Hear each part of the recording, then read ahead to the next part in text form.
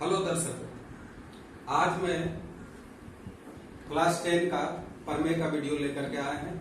ये प्रमेय है 33। तो मेरे चैनल को देखने वाले सभी दर्शकों को मेरी ओर से बहुत बहुत स्वागत और वीडियो को अच्छी तरह से देखिए, पूरा वीडियो देखिए और अच्छा लगे तो सब्सक्राइब भी करिए। तो देखिए, शुरू करते हैं। प्रमेय 33, इसमें कहा क्या है, 10 क्लास का है। इसमें कहा है कि प्रमाणित करो कि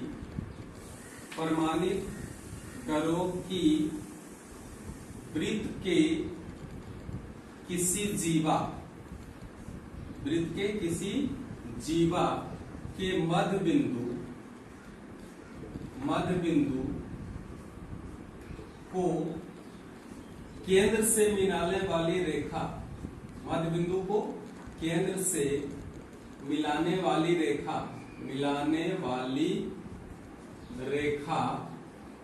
जीवा पर लंब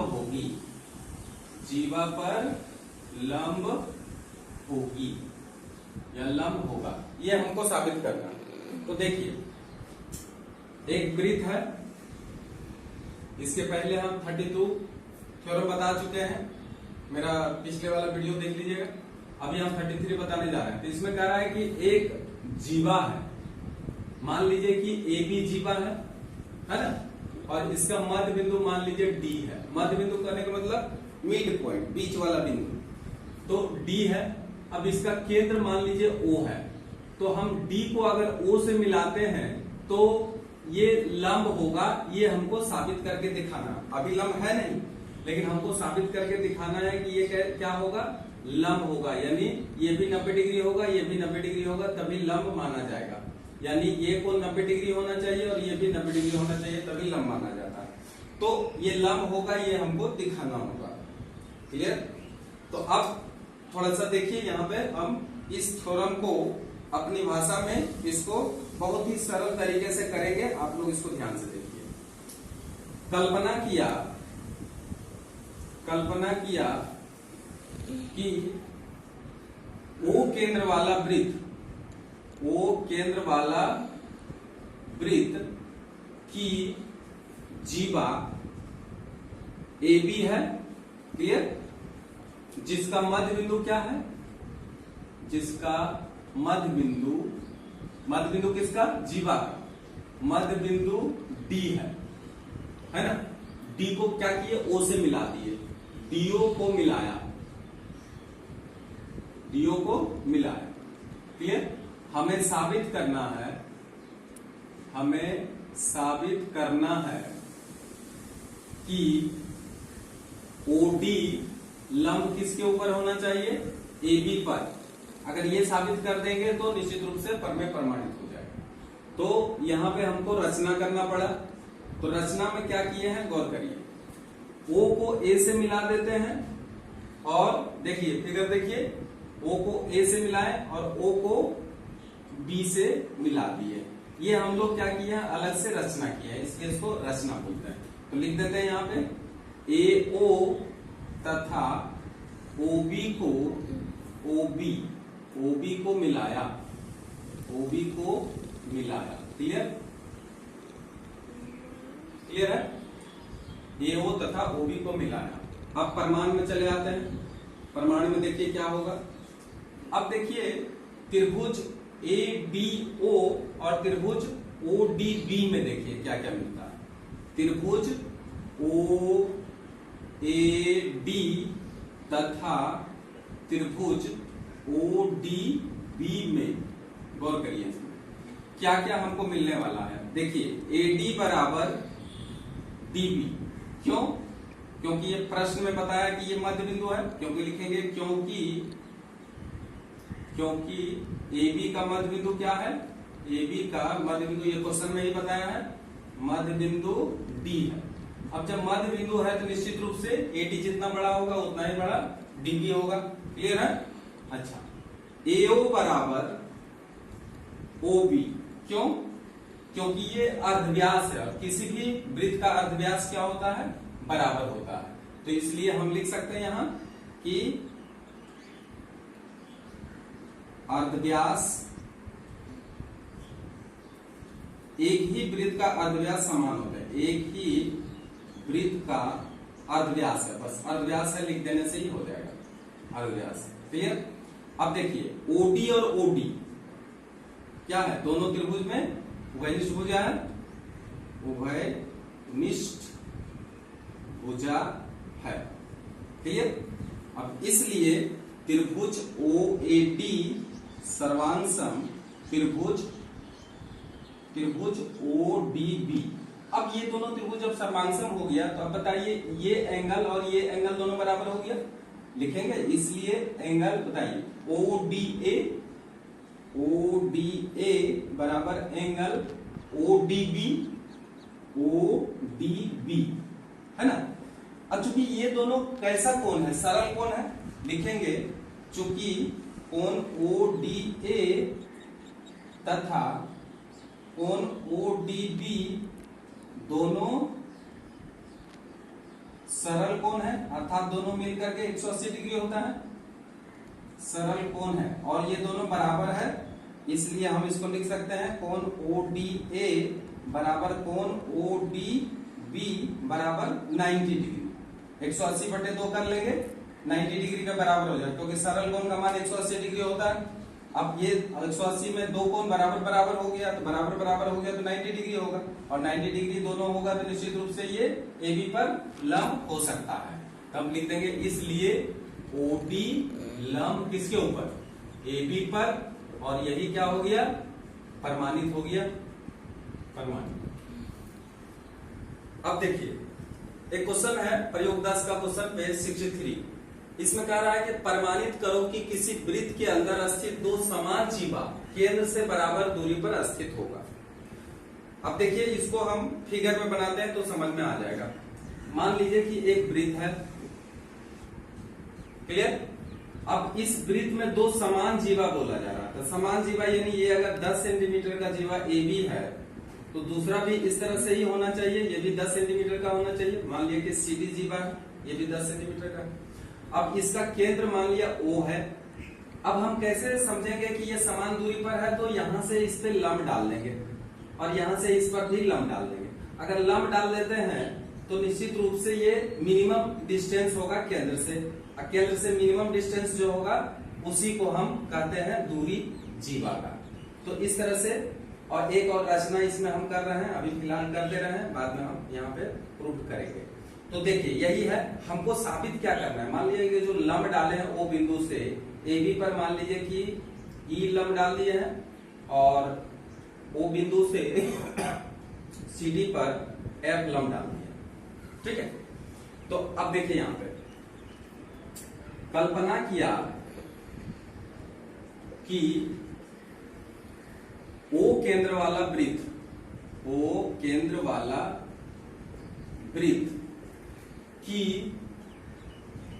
दो समान जीवाएं, दो समान हम इसलिए लिख रहे हैं क्योंकि दोनों समान है, दो समान जीवाएं, दो जीवा है, दो समान जीवाएं, बोलिए नाम क्या क्या है, AB तथा CD है, क्लियर। OE लंब किसके ऊपर किए हैं, AB पर, तथा OF लंब CD पर, है ना। इसलिए हमें प्रमाणित करना है, प्रमाणित करना है कि केंद्र से, केंद्र O से दोनों जीवाओं की बीच की दूरी, जीवाओं की बीच की दूरी समान होगी, समान होगी। अर्थात हमको साबित क्या करना है, शॉर्ट में बताइए, OE बराबर OF, यही साबित करना है, ठीक है। ये लंब डाले हैं इसलिए हम इसको 90 डिग्री बोल सकते हैं। रचना क्या किए हैं देखिए, रचना इसमें किए हैं AO और OC को मिला दिया है, लिख देते हैं AO तथा OC को मिलाया। क्लियर? AO और OC को मिला दिया। तो अब देखिए एक त्रिभुज यहाँ पे दो बन गया।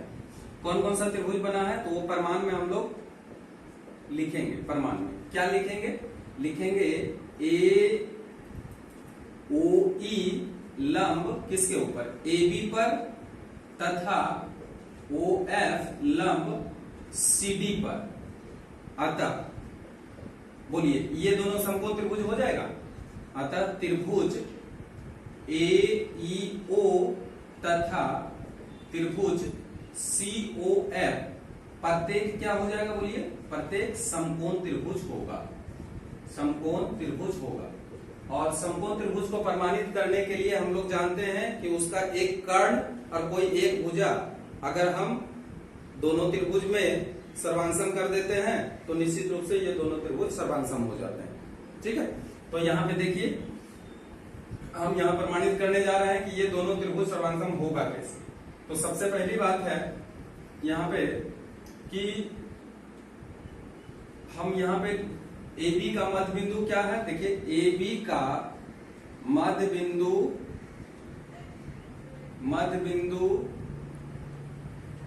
AB का मध्य बिंदु E तथा CD का मध्य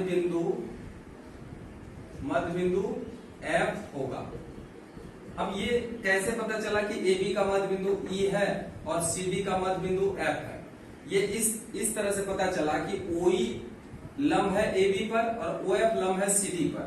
तो अगर जीवा पर केंद्र से डाला गया सरल रेखा ये क्या करता है? लंब जो है इसको समद्विभाजित करता है। लिखेंगे F होगा क्योंकि केंद्र से जीवा पर डाला गया लंब जीवा को क्या करता है? जीवा को समद्विभाजित करता है। इसलिए तो AB का मध्य बिंदु E हो गया और CD का मध्य बिंदु F हो गया। क्लियर? अब देखिए यहां पे इसलिए AE प्लस, देख लीजिए ध्यान से, AE प्लस EB बराबर AB, या गौर करिए इसको 2AE बराबर AB। कैसे हुआ? देखिए AE और EB दोनों बराबर है, तो अगर AE और AE दोनों को जोड़ेंगे तो 2AE हो जाएगा, तो 2AE बराबर AB होगा। क्लियर? इसी प्रकार इधर देखिए CF प्लस FD बराबर CD, या अगर CF को रखें तो 2CF, कहिएगा FD को क्यों नहीं रखे हैं? तो हमको FD रखने से काम नहीं होगा क्योंकि वो त्रिभुज में नहीं आ पाएगा। इसलिए त्रिभुज में आने के लिए हम लोग क्या करते हैं? त्रिभुज सर्वांसम करने के लिए हमको CF का आवश्यकता पड़ेगा, इसलिए CF को ही रखे हैं। तो 2CF बराबर CD। क्लियर यहां तक? अब देखिए यहां पे देखिए, चूंकि AB बराबर CD, कैसे? कल्पना अनुसार हम लिख देते हैं। कल्पना के अनुसार AB बराबर CD है। तो अब देखिए यहां पे AB की जगह पे 2AE लिख सकते हैं। 2AE बराबर 2, देखिए CD की जगह पे 2CF या 2 काट देंगे। बोलिए AE बराबर CF हो गया। अब इसका इस्तेमाल हम करेंगे। क्लियर? अब देखिए अब समकोण त्रिभुज AEO तथा समकोण त्रिभुज, कौन सा? समकोण त्रिभुज COF में। ठीक है? अब देखिए क्या क्या मिलता है। ये चूंकि समकोण त्रिभुज है इसलिए कर्ण, तो बोलिए इसका कर्ण कौन होगा? 90 डिग्री के सामने वाला भुजा को कर्ण कहते हैं। तो कर्ण लिख देंगे AO बराबर कर्ण, कौन सा? बोलिए OC। क्यों ये बराबर क्यों हुआ? क्योंकि देखिए ये अर्धव्यास है और वृत्त का अर्धव्यास क्या होता है? समान होता है। लिखेंगे क्योंकि ये एक ही वृत्त का क्या है, एक ही वृत्त का अर्धव्यास है, अर्धव्यास है। क्लियर? अच्छा, कर्ण तो ले लिए हैं और एक भुजा और ले लेंगे। बोलिए क्या क्या ले लेंगे? AE भुजा, AE बराबर भुजा कौन सा? बोलिए CF। कहां से आया? ये देखिए ऊपर में AE बराबर CF हम लोग सिद्ध कर लिए, तो यहां पे लिखेंगे सिद्ध किया गया, सिद्ध किया गया है। क्लियर? इसलिए त्रिभुज कौन सा? AEO सर्वांगसम त्रिभुज COF, ये दोनों त्रिभुज क्या हो गया? सर्वांगसम हो गया। क्योंकि संपूर्ण त्रिभुज को सर्वांगसम करने के लिए केवल एक कर्ण और कोई एक भुजा लेने की आवश्यकता पड़ती है, जो कि हम लोग यहाँ पे दोनों दिखा दिए हैं, इसलिए दोनों सर्वांगसम हो गया। अब जब सर्वांगसम हो ही गया तो निश्चित रूप से बोलिए अब क्या होगा? ये भुजा इस भुजा के बराबर तो हो ही जाएगा, इसलिए बोलिए EO बराबर OF, और यही क्या हो गया? प्रमाणित। क्योंकि हमको तो बताया जा रहा है कि केंद्र से बराबर दूरी पर है, तो निश्चित रूप से OE और OF दोनों बराबर साबित हो गया, क्योंकि त्रिभुज सर्वांगसम हो गया। इस तरह से हम आज दो, एक पर में एक ऊपर में पढ़ाए हैं। ये दोनों को अच्छा से याद रखिएगा, अच्छा से इसको दोहरा लीजिएगा, ये परीक्षा के लिए बहुत ज्यादा इंपॉर्टेंट है। तो इस तरह से वीडियो अगर अच्छा लगा तो सब्सक्राइब जरूर करिए और इसको शेयर करिए, ताकि अन्य स्टूडेंट इसका लाभ उठा सके। Thank you.